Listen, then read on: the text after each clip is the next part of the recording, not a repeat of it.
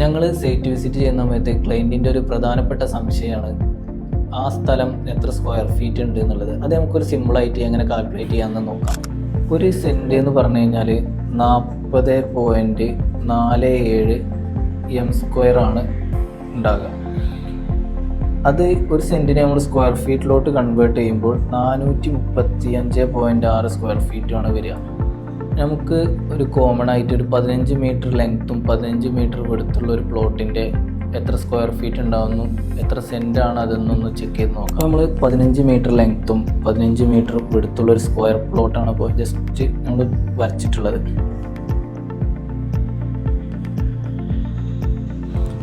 ഈ 15 മീറ്റർ ലെങ്ത്തും 15 മീറ്റർ വെടുത്തുള്ള ഈ സ്ക്വയർ പ്ലോട്ട് നമ്മൾ മൾട്ടിപ്പിൾ ചെയ്ത് കഴിഞ്ഞാൽ നമുക്ക് ടോട്ടൽ കിട്ടുക 225 m² ആണ്. ഈ 225 m² നമ്മൾ എന്ത് ചെയ്യണം, 40.47, അതായത് നമ്മൾ മുമ്പ് പറഞ്ഞിട്ടുണ്ടായിരുന്നു 40.47 ആണ് ഒരു സെൻറ്റ് എന്നുള്ളത്. അതിനെ ഡിവൈഡ് ചെയ്ത് കഴിഞ്ഞാൽ നമുക്ക് ടോട്ടൽ കിട്ടുക 5.56 സെൻറ്റാണ്. ഈ താഴെ നമ്മൾ വരച്ചിട്ടുള്ള 15 × 15.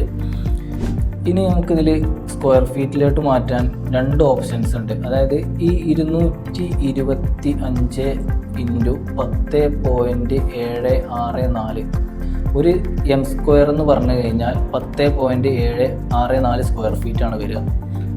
അങ്ങനെ വരുമ്പോൾ 2422 സ്ക്വയർ ഫീറ്റാണ്